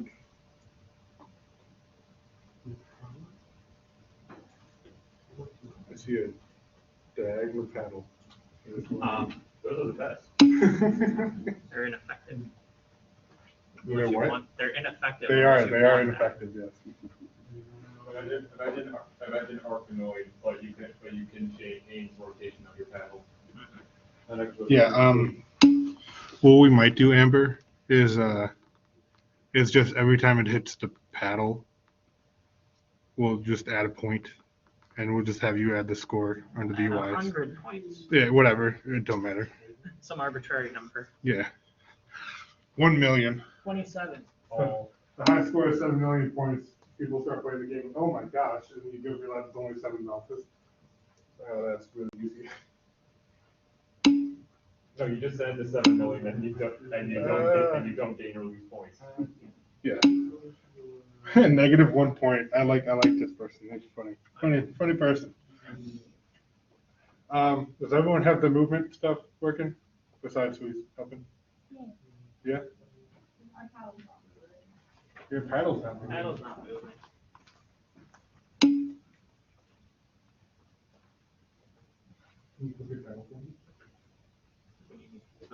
I'm just gonna exit out of a couple things here. We don't need this, we don't need that. Amber's asking you guys if you want her to go fast for her part and do everything or cut some stuff out. A little bit of both, Amber, because I'm also going to do that. All right. Because we're a long time, I'm going to start on collisions for those of you who are up Who are and good ready. to go. If you're still getting help, one of our guys will come around and help you. Yeah, don't worry, this isn't for a break. Yeah. That's the important thing. Don't stress. Bad idea. All right. Yeah, okay, So you're working, keep the wrong. Yeah, it works like keyboard. So, we're, I'm assuming you can hear me, Chad. I'll take your silence as a yes. Yeah, no. All right. So we got our ball here, and we want our ball to move. Because like, who would want their ball to move? We do. So once again, we're gonna create a new script. Let's also make a folder for scripts. Yeah, I'll make a folder. It's gonna be called ball script, and I can't say ball. Create, add, and we're gonna make sure it's attached to our ball. And also for organization, real quickly, if we just add a folder, name it scripts. And we're gonna take our scripts and we're gonna throw them in there. Make sure things are nice and neat. You jokes a little with it. I have learned. All right, so once you got your script created, we've got it in the folder. We're gonna open it up. It's gonna look like this. We're gonna create 2 public floats. We're gonna name one X speed and the other Z speed. Go to your script. And these are gonna control our ball's movement in the X and the Z direction If you're gonna be around the thing. you want this to be. Fine. You want. Oh, And yeah, update, speed needs to be in the left. we're not gonna use vectors for a ball, we're gonna go a little faster, a little simpler, we're just gonna translate the ball around the arena. So in order to do that, our ball has a transform, and we're gonna call that, we're gonna do transform dot, because we're translating it, we just want a straightforward function translate. And then translate wants us to pass in a vector 3, which is just gonna ask in which directions do you want to translate the ball. So we're gonna do a new vector 3 once again. And in our X coordinate, we're gonna put X speed. We're gonna multiply that by time, that delta time. We aren't moving in the Y, so we're gonna leave our Y component 0. And our Z component is gonna be Z speed times time that delta time. And then you also want to So have. we're gonna save that. And we're gonna head back to Unity.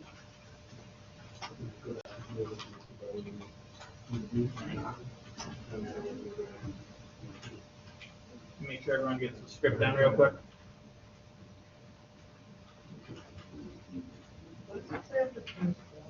It says translate. Transform dot translate.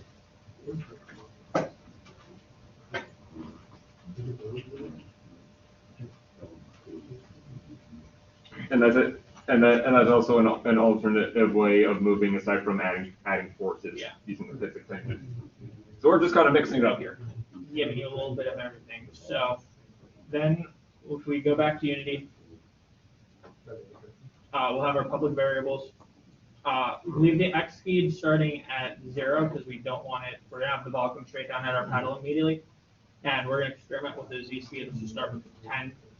Maybe see what happens. We're gonna run it, and it's gonna work. As you see, it goes up, which tells us we want negative 10.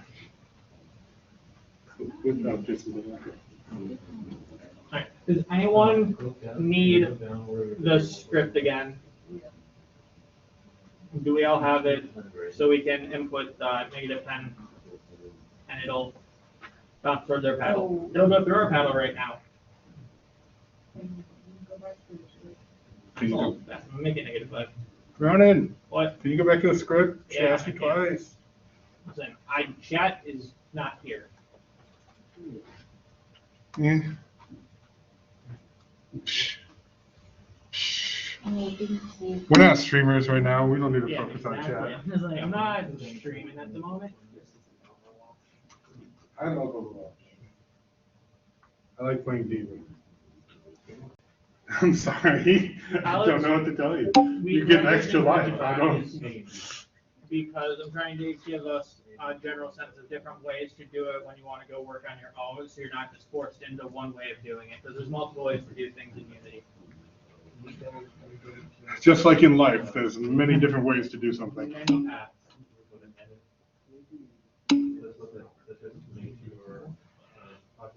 Using Translate will put you through walls, but you know what you Yeah. can do to stop going through walls? Triggers. Triggers. Triggers. All right. Not the bad kind of triggers. No, not that kind of trigger.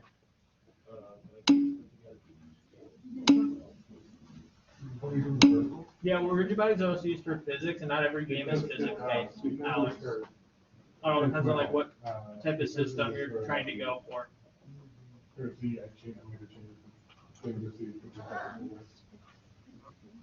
Yeah, you're getting these horizontal. Yeah. I was trying to. So, I'm assuming everyone's got script. We're gonna continue to move on. We're gonna go back into Unity, and we're gonna highlight all of our walls and our player, and they should all have box sliders because I can't select them.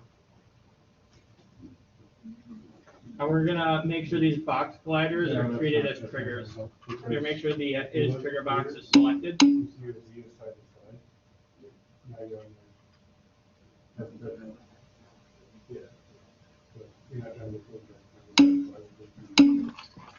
That's what you do to the unconstrained.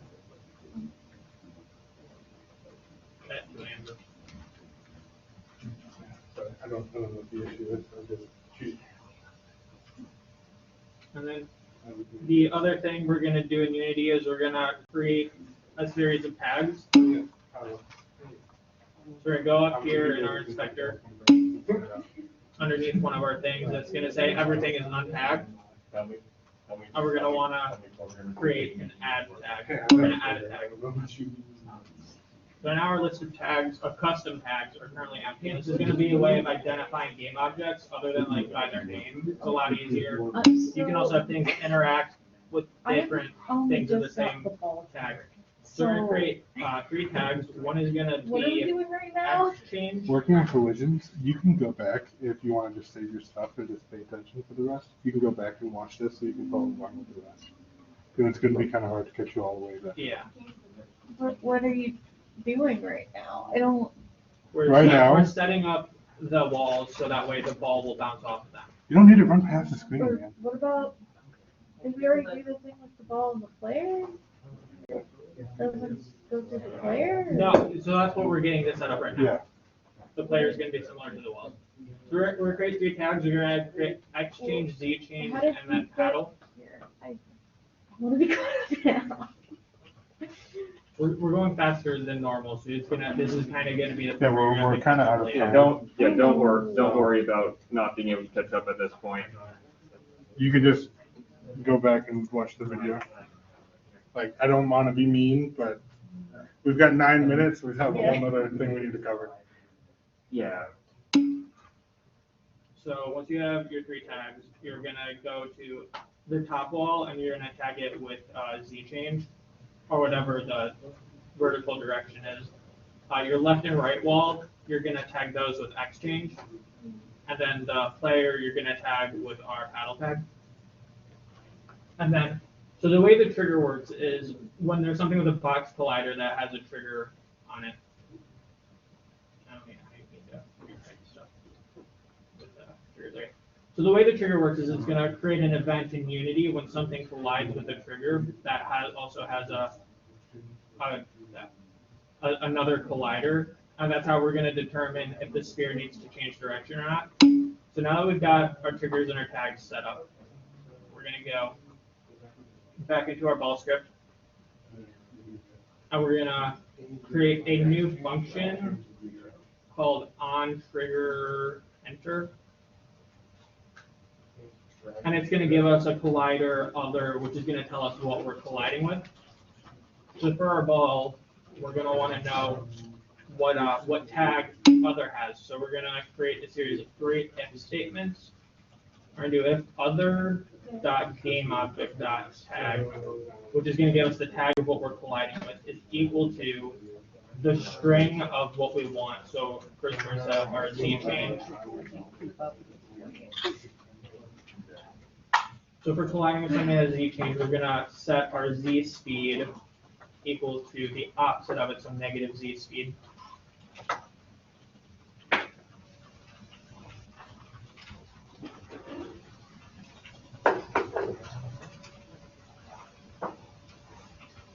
All right, do the same thing for X speed. So if we collide with either of our walls that change our respective horizontal speed, we're going to change our X.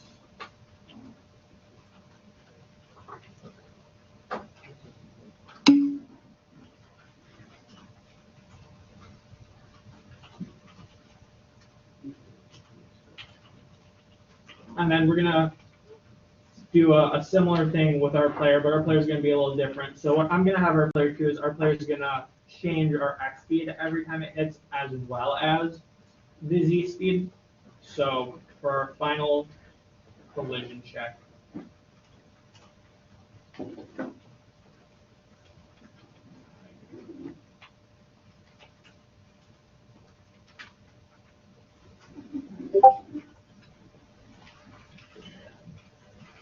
That missed when I was watching the videos and because you just keep getting messages all the time. Mm-hmm. I was like, is that me? I was like, no, I'm not. No, I keep thinking it's me, even though I'm. when we collide with our paddle, we want to invert our Z speed again. So we're going to do the Z speed equals negative Z speed.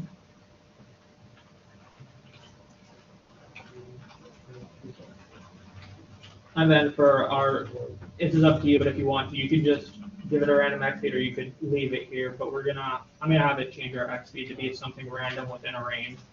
So we're gonna do X speed equals random dot range. I don't want range. I want range. And then we're gonna choose max and a minimum. So I'm gonna choose -5 and 5 for 2 examples.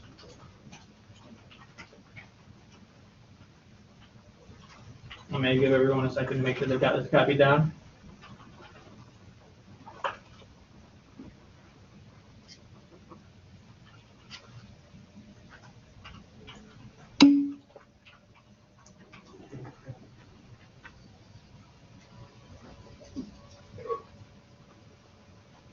Alright, so hopefully they're got it down for the most part. We're gonna save.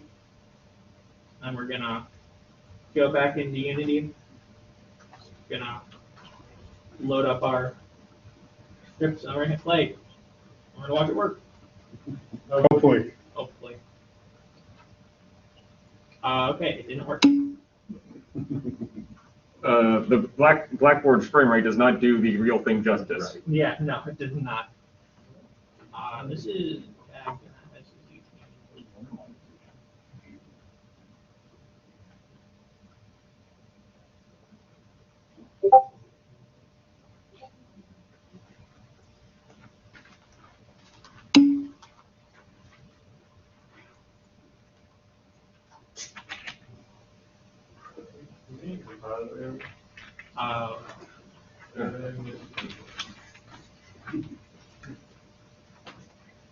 Maybe. Always the answer.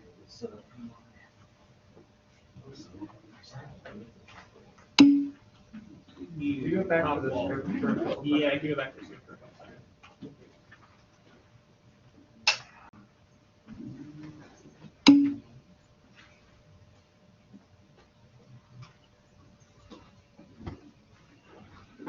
I don't know if the walls need rigid bodies. Do they have colliders? Or are you not? Yeah, so the walls don't need rigid bodies, they just need to have their box colliders. Yes, that's right. Stop looking at me, man.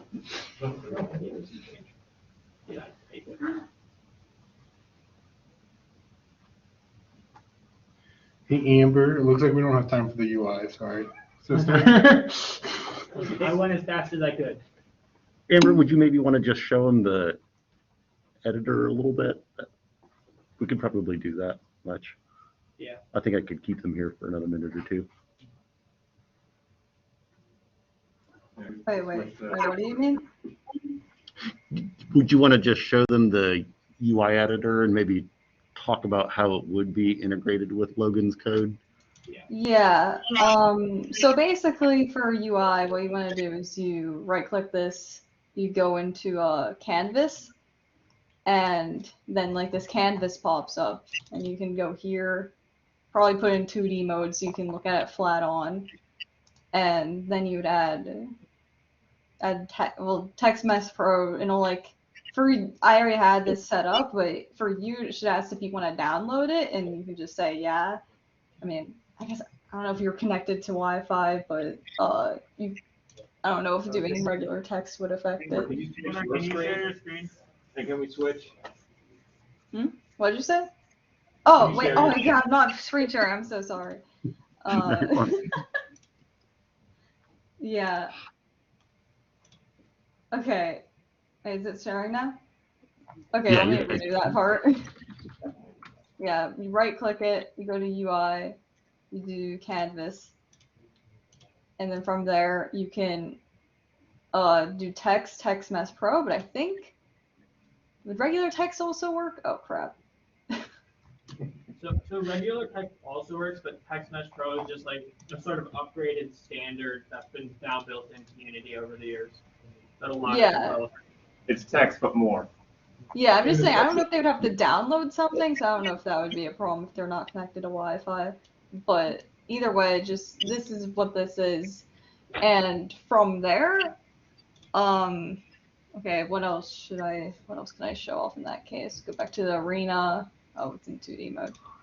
And what I was planning on doing was making more blocks that you could hit on for, like, you know, the breakout thing. And I was going to make a script. Okay, I think I have my other script from my other version that I could show you guys. Yeah.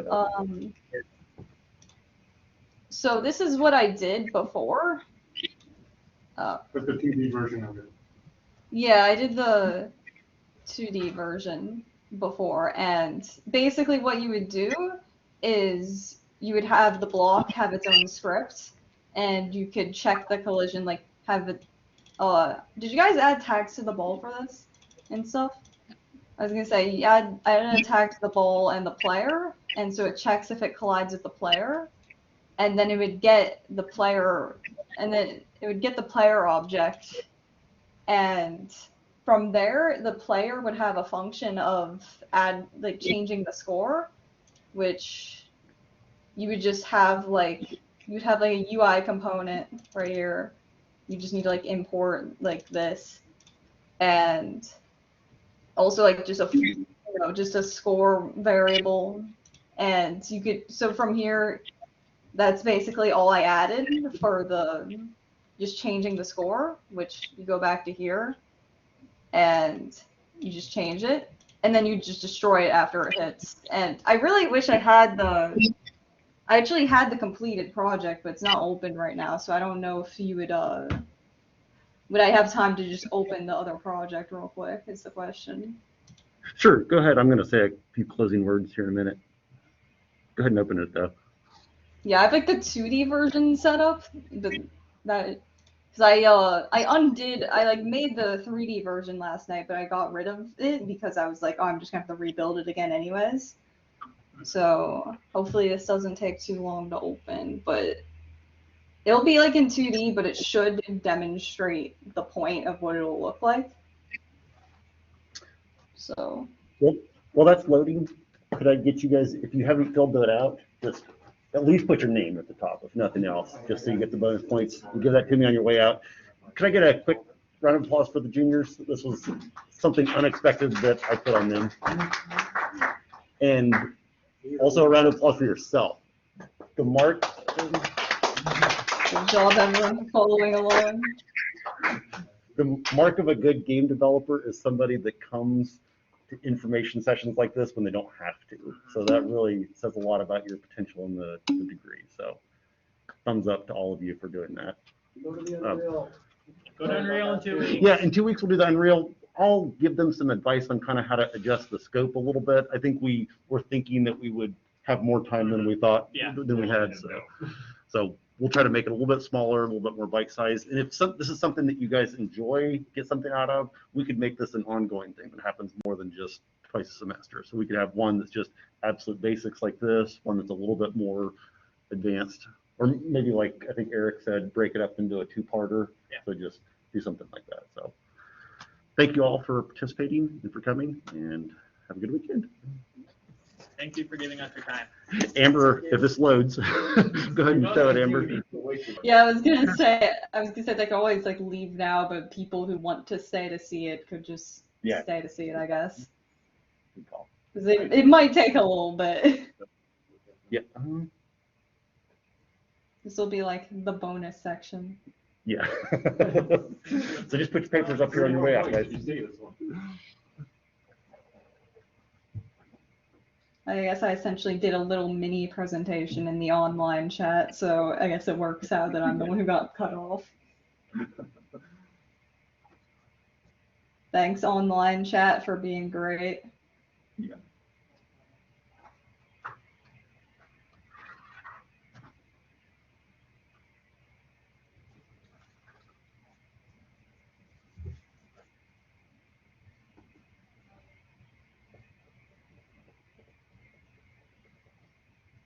The anticipation is killing me.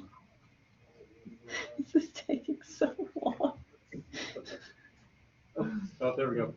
Something's open. Oh, Something's happening. now it's going fast.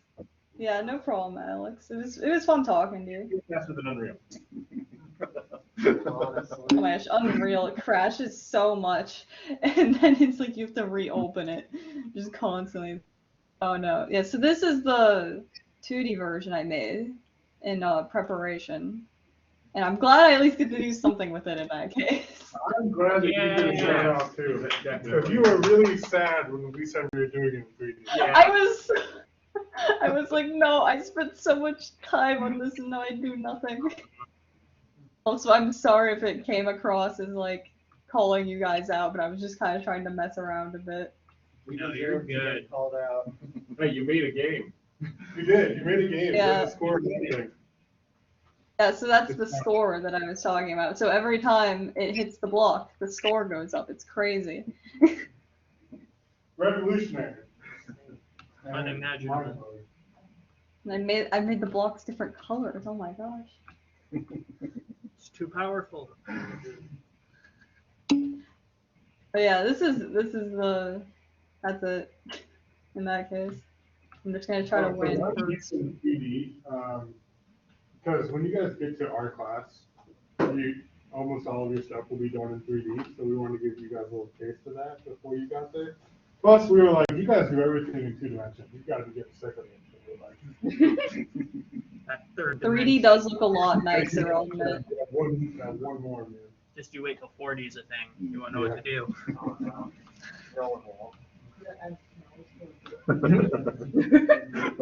Finally had the time dimension. You just need to stick Yeah, I to the win. You win. Good stuff. All right, so I'll post this on YouTube somewhere. I'll put the link on the events channel. So if you do want to go back and catch that hidden part, just put it in 1/4 time. Yeah, put it in 1/4 time. Absolutely. All right, thanks again, everybody. Man,